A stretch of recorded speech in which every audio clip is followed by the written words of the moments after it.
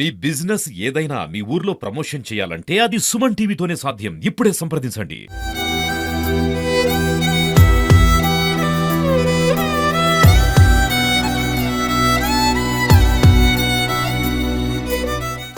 కల్వకుర్తిలో విషాద ఘటన తీసుకున్నది. అయితే తల్లి పిల్లలకు విషమిచ్చి తాను తిని చనిపోయింది. అయితే దీనిలో తల్లి ప్రసన్న చనిపోయింది, అలాగే కూతురు చనిపోయింది. ప్రస్తుతం బాబు పరిస్థితి విషమంగా ఉంది, ప్రస్తుతం చికిత్స పొందుతున్నాడు.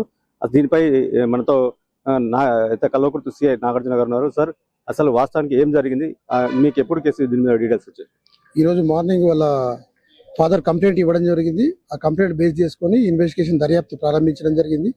దర్యాప్తులో భాగంగా నిన్నటి దినము సుమారు అందాజా 4:30 ప్రాంతంలో ఎవరైతే భీమ్శెట్టి ప్రసన్న వివాహిత మహిళ, తను మరియు తన యొక్క కుమారుడు భీమ్శెట్టి హర్షిత్ రామ్ మరియు కూతురు భీమ్శెట్టి మేఘన, వీరు ముగ్గురు కూడా పాయిజన్ కలిపినటువంటి కేక్ ఫుడ్ తినడం జరిగింది. దానిలో భాగంగానే భీమ్శెట్టి ప్రసన్న గారు మరియు వారి యొక్క కుమార్తె ఇద్దరు కూడా చనిపోవడం జరిగింది. కొడుకు ప్రస్తుతం మహిళా హాస్పిటల్లో చికిత్స పొందుతున్నాడు. ప్రస్తుతం నిలకడగా ఉంది ఆరోగ్యము. ప్రస్తుతం దర్యాప్తు చేసిన కాడికి వాళ్ళు ఆన్లైన్ లో విషయం ఆర్డర్ ఇచ్చారని అంటున్నారు. దాని మీద ఏమైనా ఎంక్వైరీ చేశారు? ఆన్లైన్ లో వారి యొక్క ఎవరైతే మహిళ చనిపోయిందో ఆమె యొక్క కాల్ డేటా కానీ, ప్లస్ చాట్ హిస్టరీ కానీ, గూగుల్ హిస్టరీ కానీ, అమెజాన్ హిస్టరీ కానీ ఒకవేళ చెక్ చేసినట్లయితే దానిలో మనకి ఏమైనా హిస్టరీ ప్రకారంగా ఇక్కడ ఆన్లైన్లో పర్చేజ్ చేశారా, ఎక్కడ పర్చేజ్ చేశారనేది దర్యాప్తులో తెలుసుకోవడం జరుగుతుంది. అయితే బాధితురాలు చనిపోయిన బాధితురాలు రాసిన సూసైడ్ నోట్ లో ఏం చెప్పింది ఆమె? బాధితురాలు సూసైడ్ నోట్లో వాళ్ళ ఫాదర్ మనకు కంప్లైంట్తో పాటు హ్యాండ్ ఓవర్ చేయడం జరిగింది. ఇట్టి సూసైడ్ నోట్లో తన భర్త చనిపోవడం జరిగింది. తన కూతుర్ని, కొడుకుని తన భర్త చాలా అల్లారబుద్దుగా పెంచుకున్నాము. తన యొక్క భర్త మరణాన్ని జీర్ణించుకోలేక అతను లేని లోకంలో ఉండలేను అని చెప్పేసి అతను లభించినటువంటి సూసైడ్ నోట్లో విషయం ఉంది. ప్రధానంగా తనను అయితే పోస్ట్ మార్టం చేయకండి కూడా పదే లేఖల్లో పెరుగుతుంది. దీనిపై మీరు స్పందన ఏంటి?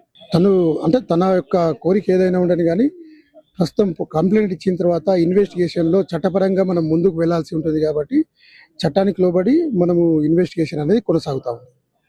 ప్రధానంగా పిల్లలకు తాను చనిపోతూ పిల్లలకు చంపాలనుకున్నది, ఇలాంటి సూచనపై మీరు ఎలాంటి సలహా ఇస్తారు?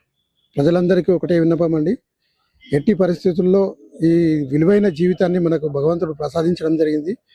ఎట్టి పరిస్థితుల్లో వాటిని కోల్పోకండి, మానసిక ధైర్యాన్ని తెచ్చుకొని మీ యొక్క జీవనాన్ని కొనసాగించాలి. కానీ క్షణిక ఆవేశానికి లోనయ్యో మరియు లేకపోతే ఫ్యూచర్లో జీవితం ఏం జరుగుతుందో నేను పోషించలేనో లేకపోతే భర్త లేని జీవితాన్ని ఊహించుకోలేనని విధంగా ఎట్టి పరిస్థితుల్లో మీ యొక్క విలువైన ప్రాణాలని కాకుండా మీ యొక్క పిల్లల విలువైన ప్రాణాలను కూడా దయచేసి తీయకండి. మీకు అందరికీ అదే విన్నపము, పోరాడండి, సాధించండి, కానీ విలువైన ప్రాణాలను తీయకండి. కల్వకుర్తి సిఐ గారు చెప్తున్న పరిస్థితి అయితే ఒంటరిగా అంటే తాను భర్త లేని జీవితం గడపలేనంటూ కూడా సూసైడ్ చేసుకొని చనిపోయినట్టు కూడా లేఖలో పేర్కొంది. ప్రధానంగా అయితే తన పిల్లలకు విషం ఇచ్చి ఈ కేకులో విషం కలిపి తాను తిని పిల్లలకు తినిపించినట్టు కూడా ఈ దర్యాప్తులో తేలింది. అయితే ప్రధానంగా ఇప్పుడు కూతురు తల్లి చనిపోయింది, బాబు మాత్రం పరిస్థితి విషమంగా ఉంది.